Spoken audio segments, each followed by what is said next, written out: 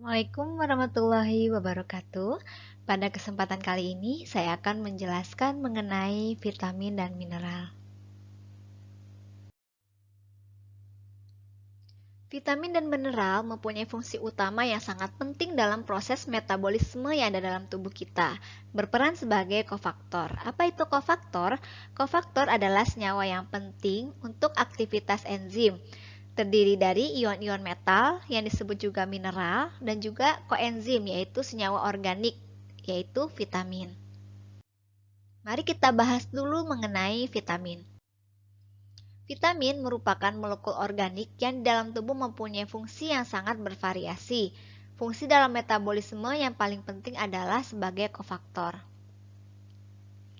Di dalam tubuh diperlukan hanya dalam jumlah yang sedikit, disebut juga sebagai mikronutrien.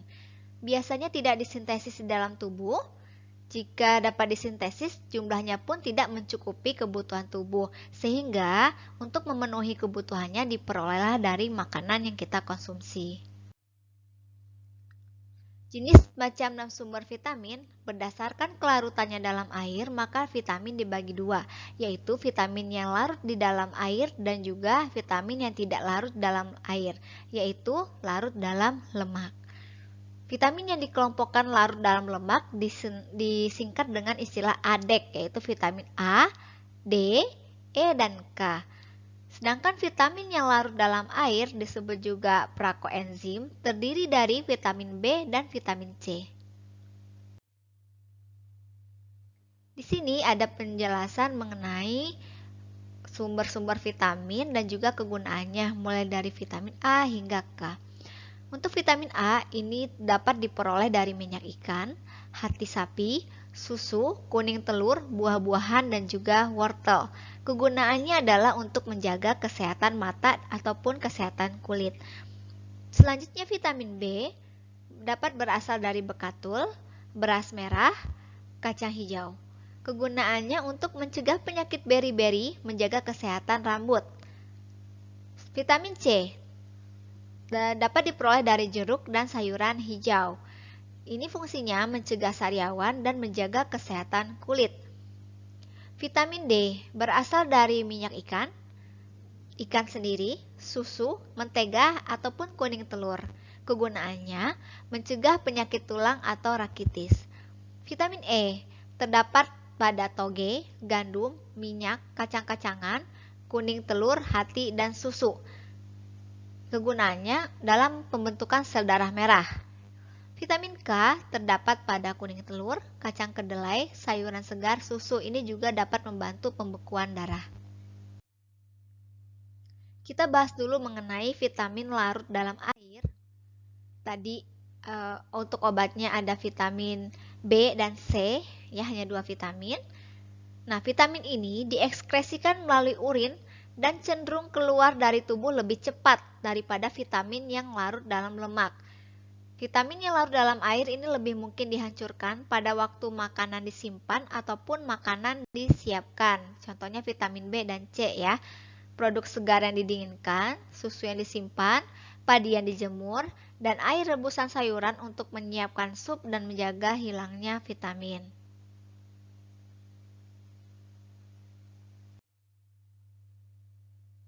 Yang pertama vitamin C adalah salah satu jenis vitamin yang larut dalam air dan memiliki peranan penting dalam menangkal berbagai penyakit. Dikenal dengan nama kimia dari bentuk utamanya yaitu asam askorbat. Vitamin C ini termasuk ke dalam golongan vitamin antioksidan yang mampu menangkal berbagai radikal bebas ekstraseluler. Beberapa karakteristiknya antara lain sangat mudah teroksidasi oleh panas, cahaya, dan juga logam.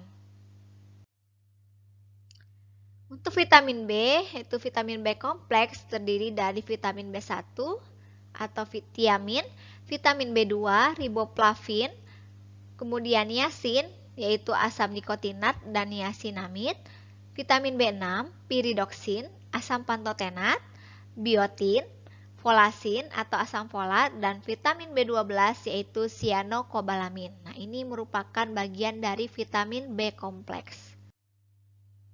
Untuk vitamin Yang pertama, tiamin, vitamin B1.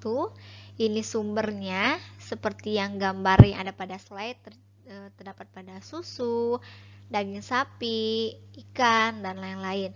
Nah, tiamin ini adalah zat berupa kristal tersusun dari unsur-unsur karbon, hidrogen, oksigen, dan belerang, mudah larut dalam air dan sedikit larut dalam alkohol. Vitamin ini tidak mudah teroksidasi tetapi dapat rusak karena proses pemanasan. Sumber tiamin ini kebanyakan berasal dari seperti beras pecah kulit atau bekatulnya. Peranannya menjaga kesehatan kulit dan membantu mengkonversi karbohidrat menjadi energi dan juga membantu metabolisme protein dan lemak. Normal asupannya yaitu 1 hingga 1,5 mg per hari ini untuk orang dewasa. Nah, tanda-tanda defisiensi artinya kekurangan vitamin B1 ini yaitu menurunnya nafsu makan, kemudian depresi mental, peripheral neuropati, dan juga lemah. Defisiensi kronis ini gejala kelainan neurologis seperti kebingungan yaitu penyakit pada mental atau kehilangannya koordinasi mata ya. Penyakit karena defisiensi tiamin itu disebut juga penyakit beri-beri. Ini akibat makanan yang dikonsumsinya itu rendah tiamin, kaya akan karbohidrat tetapi tiaminnya rendah. Nah, ini adalah gambaran seseorang yang mengalami penyakit beri-beri yang diakibatkan oleh defisiensi tiamin. Ini gejala yang muncul ketika terjadinya beri-beri. Pertanda awalnya bisa yaitu jika diuji refleks pada kaki dan lutut itu terjadi penurunan refleks atau kehilangan refleksnya.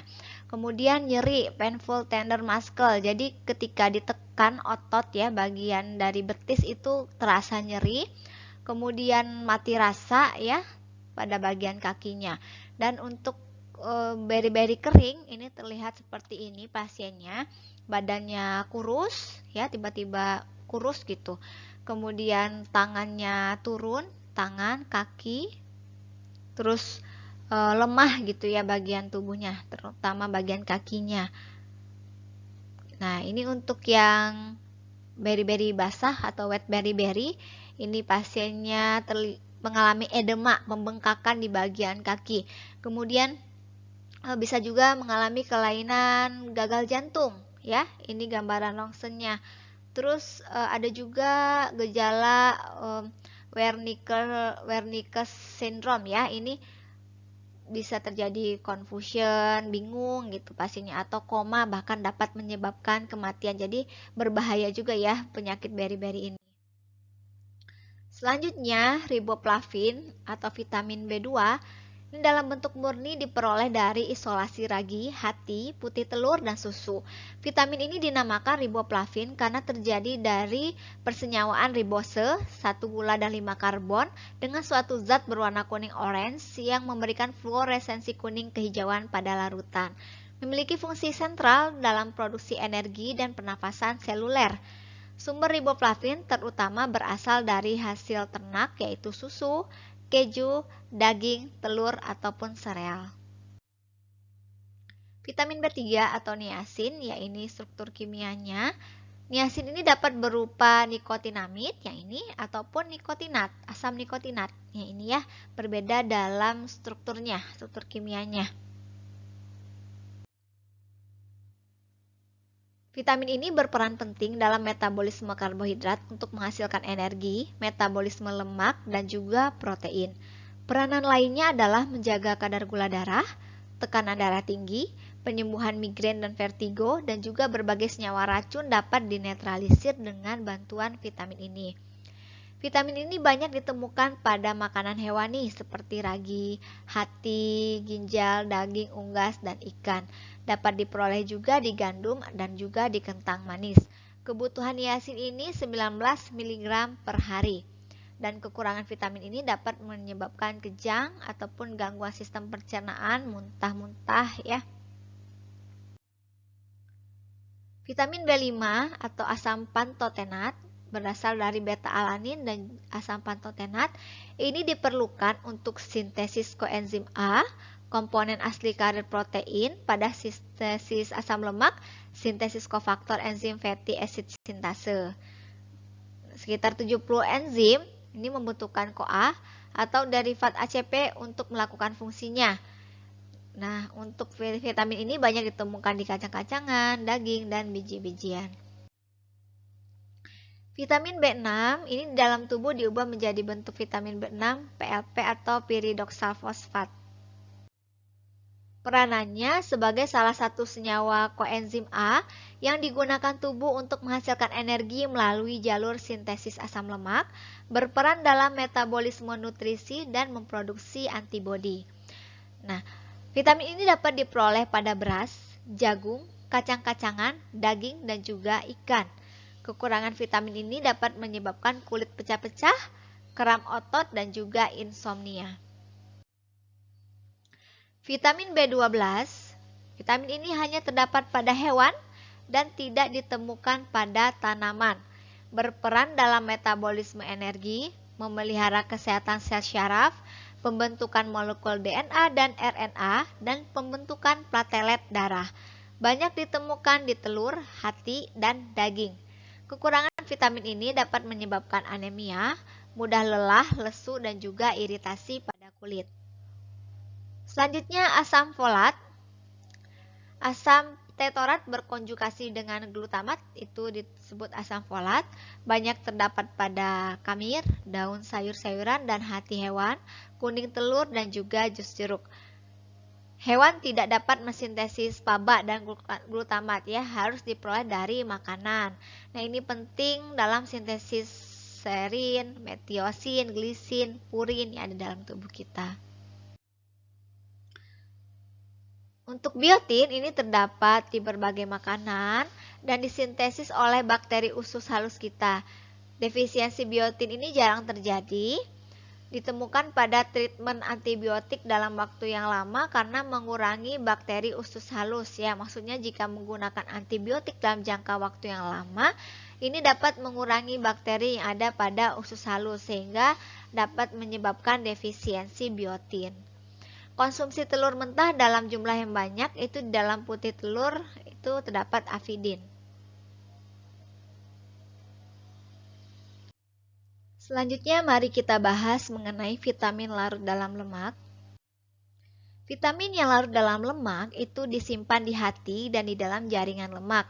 Dikarenakan lemak di dalam makanan itu dapat membantu tubuh menyerap vitamin dan larut dalam lemak, maka makanan yang rendah lemak itu bisa menyebabkan defisiensinya. Beberapa gangguan yang berhubungan dengan penyerapan lemak, demikian juga vitamin yang larut dalam lemak, misalnya diare kronis, penyakit Crohn, kista jaringan, penyakit pankreas, terhambatnya pembuluh empedu, beberapa obat seperti minyak mineral itu dapat juga menyebabkan defisiensi. Memasak tidak menghancurkan vitamin yang larut dalam lemak ya. Berbeda dengan yang tadi, yang vitamin yang larut dalam air.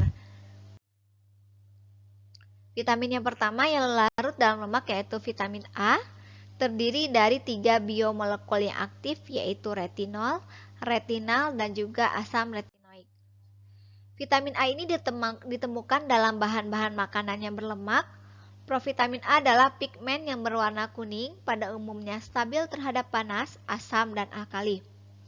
Sangat mudah teroksidasi oleh udara dan akan rusak bila dipanaskan pada suhu tinggi bersama udara, sinar, dan lemak yang sudah tengik ya. Sayuran dan buah-buahan yang berwarna hijau atau kuning itu biasanya mengandung karoten seperti wortel, ubi jalar, dan waluh itu kaya akan karoten. Vitamin D ya. Banyak ditemukan di hewani antara lain di ikan, telur, susu, dan juga produk olahannya seperti keju. Bagian tubuh yang paling banyak dipengaruhi vitamin ini adalah bagian tulang. Vitamin D dapat membantu metabolisme kalsium dan mineralisasi tulang. Jika sel-sel kulit akan segera memproduksi vitamin D saat terkena cahaya matahari atau sinar ultraviolet. Jadi sinar ultraviolet itu bukan merupakan sumber sumber dari vitamin D, tapi dengan adanya cahaya matahari atau sinar ultraviolet itu dapat membantu sel kulit agar segera memproduksi vitamin D saat terkena sinar matahari tersebut. Gitu.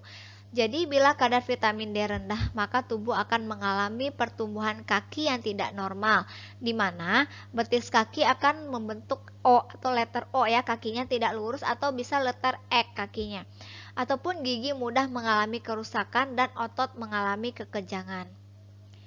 Itu jika kekurangan ya. Kelebihan vitamin D juga dapat menyebabkan penyakit seperti diare atau muntah-muntah dan juga dapat menyebabkan dehidrasi.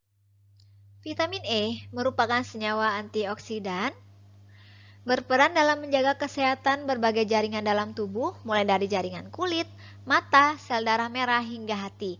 Selain itu juga dapat melindungi paru-paru manusia dan juga dari polusi udara maksudnya. Sumber vitamin E yaitu minyak gandum, jagung, sayuran, hati, telur, mentega, susu, daging, dan terutama toge. Dibutuhkan hanya dalam jumlah yang sedikit. Namun, kekurangan vitamin ini dapat menyebabkan kemandulan baik pada wanita maupun pada pria. Saraf dan otot akan mengalami gangguan yang berkepanjangan akibat kekurangan vitamin ini. Vitamin K ini berperan dalam pembentukan sistem peredaran darah yang baik dan juga penutupan luka. Defisiensi vitamin ini dapat menyebabkan perdarahan di dalam tubuh dan juga kesulitan pembekuan darah. Vitamin K juga berperan sebagai kofaktor enzim untuk mengkatalisis reaksi karboksilasi asam amino dan juga asam glutamat. Kelebihan vitamin ADEK ini ya sering terjadi pada vitamin ADEK. Ini vitamin yang larut dalam lemak dan tidak pada vitamin B kompleks dan C. Karena sifatnya hidrofil kan lebih gampang untuk diekskresikan dari dalam tubuh melalui urin. Jadi yang gampang mengalami kelebihan yaitu yang larut dalam lemak yaitu A, D, E, dan K. Penyakit kelebihan vitamin contohnya hipervitaminosis A yaitu kelebihan vitamin A, sakit kepala, muntah-muntah, kelainan kulit, sakit tulang, dan penghambatan pertumbuhan. Untuk kelebihan vitamin C disebut hipervitaminosis C, dapat menyebabkan agresor kuat lambung, HCl lambung meningkat, radang usus, mah, dan lain-lain yang terkait dengan peningkatan asam di dalam tubuh kita. Nah, itu penjelasan mengenai vitamin. Pada intinya, kelebihan dan kekurangan vitamin itu dapat menyebabkan penyakit. Oleh karena itu, makanlah vitamin secukupnya sesuai dengan kebutuhan yang diperlukan oleh tubuh kita. Ya. Selanjutnya saya akan menjelaskan mengenai mineral. Pandangan nutrisi bahan inorganik yang dibutuhkan untuk proses kehidupan baik dalam bentuk ion ataupun elemen bebas. Mineral diperoleh dari makanan karena tubuh tidak dapat memproduksinya sendiri. Berdasar jumlah yang dibutuhkan tubuh itu dibagi dua yaitu mikroelemen dan juga makroelemen. Yang makro terdiri dari sodium, potasium, klorida, magnesium, fosfor, dan juga kalsium. Untuk yang mikro terdiri dari besi, tembaga, zinc, iod, dan juga fluoride. Fungsi dari mineral ini yaitu sebagai katalis berbagai reaksi biokimia yang ada di dalam tubuh, transmisi sinyal atau pesan pada sel saraf, produksi hormon, pencernaan, dan penggunaan makanan, bagian dari organ vital seperti tulang, darah, gigi, dan lain-lain. Kita bahas dulu mengenai magnesium. Magnesium merupakan kation bivalen, cenderung berfungsi sebagai kelator. Lebih banyak ditemukan di intraselular sel daripada di serum darah. Magnesium ini merupakan mineral yang penting selain kalsium dan fosfor. Di intraselular sel ini sering ditemukan berikatan dengan ATP berperan sebagai kofaktor. ATP yang berikatan dengan magnesium merupakan yang lebih efektif bagi enzim-enzim ya yang membutuhkan ATP di dalam tubuh. Magnesium ini penting bagi manusia karena berperan dalam reaksi penghasilan energi. Pompa natrium kalium ini mengatur konsentrasi elektrolit dalam sel, dikontrol oleh ATP, sehingga dapat menyebabkan keseimbangan elektrolit dalam tubuh. Ya. Food processing ya, pemprosesan makanan ini dapat menghilangkan magnesium di dalam makanan. Magnesium ini berfungsi juga dalam menghambat kalsium di sinaps sel saraf. Ya, di sebagian sini. Ini dapat mencegah ekskresi neurotransmitter terutama adrenalin dan juga noradrenalin. Selanjutnya ada kalsium. Ini merupakan mineral yang sulit diperoleh dari makanan kita sehari-hari, tapi memiliki berbagai fungsi. Yang pertama, kontraksi otot. Kedua, secondary messenger. Yang ketiga, pembentukan tulang dan otot. 4, koagulasi darah. Dan yang kelima, pemecahan glikogen dan aktivator siklus Krebs. Nah, kalsium ini untuk melakukan kontraksi, otot membutuhkan ATP dalam miofibril, tapi yang menstimulasi terjadinya kontraksi adalah yaitu kalsium ya. Jadi memang sangat penting ada di dalam tubuh kita. Selanjutnya ada potasium atau K, merupakan mineral esensial dan banyak dikenal sebagai elektrolit. Fungsi tubuh normal ini tergantung pada konsentrasi kalium di dalam dan di luar sel. Fungsinya yaitu menjaga potensial membran sel dan juga kofaktor enzim. Menjaga potensial membran ini K kation utama di dalam sel dan N kation utama di luar sel. K di dalam sel ini 30 kali lebih tinggi dibandingkan di luar sel. Sedangkan natrium di luar sel itu 10 kali lebih tinggi dibanding di dalam sel. Jadi terdapat di luar sel yang terutama. Perbedaan konsentrasi gradien elektrokimiawi ini membran, potensial membran, penting dalam penyampaian sinyal untuk komunikasi antar sel atau sel saraf.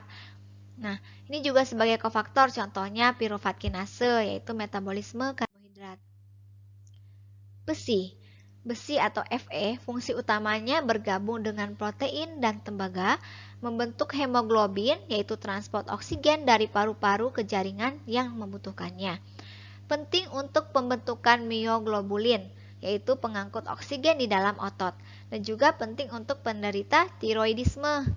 Keseimbangan antara Fe, Zn, dan juga Cu ini penting untuk menjaga dan mencegah tiroidisme. Kemudian ada zinc, elemen esensial dalam makanan, baik tumbuhan, hewan, ataupun pada manusia. Dibutuhkan untuk pembentukan substansi genetik dalam sel dan untuk reproduksi biologis. Diperlukan dalam sintesis DNA dan RNA, merupakan bagian dari lebih kurang 200 metaloenzim. Kekurangan zinc ini tidak spesifik karena banyak enzim yang membutuhkan zinc. Defisiensi zinc dapat menyebabkan misalnya penurunan sistem imun atau imunodefisiensi yang serius. Kemudian increased number of infection dapat meningkatkan kasus infeksi dan juga menghambat pertumbuhan dan juga delay sexual maturation.